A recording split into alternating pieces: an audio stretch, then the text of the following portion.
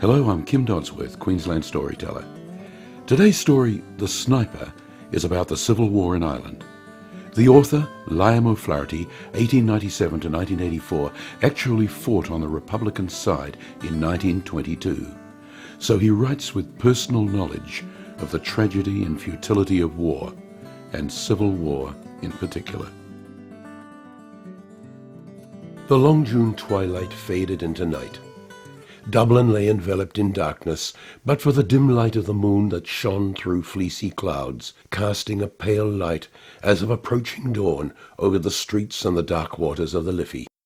Around the beleaguered forecourts the heavy guns roared. Here and there through the city, machine guns and rifles broke the silence of the night, spasmodically, like dogs barking on lone farms. Republicans and Free Staters were waging civil war. On a rooftop near O'Connell Bridge, a Republican sniper lay watching. Beside him lay his rifle, and over his shoulders was slung a pair of field glasses. His face was the face of a student, thin and ascetic, but his eyes had the cold gleam of the fanatic. They were deep and thoughtful, the eyes of a man who is used to looking at death. He was eating a sandwich hungrily. He had eaten nothing since morning. He had been too excited to eat. He finished the sandwich, and taking a flask of whiskey from his pocket, he took a short draught. Then he returned the flask to his pocket. He paused for a moment, considering whether he should risk a smoke. It was dangerous. The flash might be seen in the darkness, and there were enemies watching. He decided to take the risk. Placing a cigarette between his lips, he struck a match, inhaled the smoke hurriedly, and put out the light. Almost immediately, a bullet flattened itself against the parapet of the roof. The sniper took another whiff and put out the cigarette. Then he swore softly and crawled away to the left. Cautiously, he raised himself and peered over the parapet. There was a flash, and a bullet whizzed over his head. He dropped immediately. He had seen the flash. It came from the opposite side of the street. He rolled himself over the roof to a chimney stack in the rear and slowly drew himself up behind it until his eyes were level with the top of the parapet. There was nothing to be seen, just the dim outline of the opposite housetop against the blue sky. His enemy was under cover. Just then an armoured car came across the bridge and advanced slowly up the street. It stopped on the opposite side of the street, 50 yards ahead. The sniper could hear the dull panting of the motor. His heart beat faster. It was an enemy car. He wanted to fire, but he knew it was useless. His bullets would never pierce the steel that covered the grey monster. Then, round the corner of a side street came an old woman, her head covered by a tattered shawl. She began to talk to the man in the turret of the car. She was pointing to the roof where the sniper lay. An informer. The turret opened. A man's head and shoulders appeared, looking toward the sniper. The sniper raised his rifle and fired. The head fell heavily on the turret wall. The woman darted toward the side street. The sniper fired again. The woman whirled around and fell with a shriek into the gutter. Suddenly, from the opposite roof, a shot rang out, and the sniper dropped his rifle with a curse. The rifle clattered to the roof. The sniper thought the noise would wake the dead. He stooped to pick the rifle up. He couldn't lift it. His forearm was dead. "I'm hit," he muttered. Dropping flat onto the roof, he crawled back to the parapet. With his left hand, he felt the injured right forearm. The blood was oozing through the sleeve of his coat. There was no pain, just a deadened sensation as if the arm had been cut off. Quickly he drew his knife from his pocket, opened it on the breastwork of the parapet, and ripped open the sleeve. There was a small hole where the bullet had entered.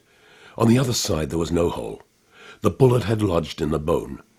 It must have fractured it. He bent the arm below the wound. The arm bent back easily. He ground his teeth to overcome the pain. Then, taking out his field dressing, he ripped open the packet with his knife. He broke the neck of the iodine bottle and let the bitter fluid drip into the wound. A paroxysm of pain swept through him. He placed the cotton wadding over the wound and wrapped the dressing over it. He tied the ends with his teeth. Then he lay still against the parapet, and closing his eyes, he made an effort of will to overcome the pain. In the street beneath, all was still. The armoured car had retired speedily over the bridge, with the machine gunner's head hanging lifeless over the turret. The woman's corpse lay still in the gutter. The sniper lay still for a long time, nursing his wounded arm and planning escape. Morning must not find him wounded on the roof. The enemy on the opposite roof covered his escape. He must kill that enemy, and he could not use his rifle. He had only a revolver to do it. Then he thought of a plan. Taking off his cap, he placed it over the muzzle of his rifle. Then he pushed the rifle slowly upward over the parapet until the cap was visible from the opposite side of the street. Almost immediately there was a report, and a bullet pierced the center of the cap. The sniper slanted the rifle forward. The cap clipped down into the street. Then, catching the rifle in the middle, the sniper dropped his left hand over the roof and let it hang lifelessly. After a few moments, he let the rifle drop to the street. Then he sank to the roof, dragging his hand with him. Crawling quickly to his feet, he peered up at the corner of the roof. His ruse had succeeded. The other sniper, seeing the cap and rifle fall, thought that he had killed his man. He was now standing before a row of chimney pots, looking across, with his head clearly silhouetted against the western sky. The Republican sniper smiled and lifted his revolver above the edge of the parapet. The distance was about 50 yards, a hard shot in the dim light, and his right arm was paining him like 1,000 devils. He took a steady aim. His hand trembled with eagerness. Pressing his lips together, he took a deep breath through his nostrils and fired. He was almost deafened with the report, and his arm shook with the recoil. Then, when the smoke cleared, he peered across and uttered a cry of joy. His enemy had been hit. He was reeling over the parapet in his death agony. He struggled to keep his feet, but he was slowly falling forward as if in a dream. The rifle fell from his grasp, hit the parapet, fell over, bounded off the pole of a barber's shop beneath, and then clattered on the pavement. Then the dying man on the roof crumpled up and fell forward. The body turned over and over in space and hit the ground with a dull thud. Then it lay still. The sniper looked at his enemy falling, and he shuddered. The lust of battle died in him. He became bitten by remorse. The sweat stood out in beads on his forehead. Weakened by his wound and the long summer day of fasting and watching on the roof, he revolted from the sight of the shattered mass of his dead enemy. His teeth chattered. He began to gibber to himself, cursing the war, cursing himself, cursing everybody. He looked at the smoking revolver in his hand, and with an oath he hurled it to the roof at his feet. The revolver went off with a concussion, and the bullet whizzed past the sniper's head.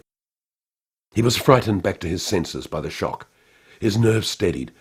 The cloud of fear scattered from his mind, and he laughed. Taking the whiskey flask from his pocket, he emptied it at a draught. He felt reckless under the influence of the spirit. He decided to leave the roof now and look for his company commander to report. Everywhere round was quiet. There was not much danger in going through the streets. He picked up his revolver and put it in his pocket. Then he crawled down through the skylight to the house underneath. When the sniper reached the laneway on the street level, he felt a sudden curiosity as to the identity of the enemy's sniper whom he had killed. He decided that he was a good shot, whoever he was. He wondered, did he know him? Perhaps he had been in his own company before the split in the army. He decided to risk going over to have a look at him. He peered around the corner into O'Connell Street. In the upper part of the street there was heavy firing, but around here all was quiet. The sniper darted across the street. A machine gun tore up the ground around him with a hail of bullets, but he escaped. He threw himself face downward beside the corpse. The machine gun stopped. Then the sniper turned over the dead body and looked into his brother's face.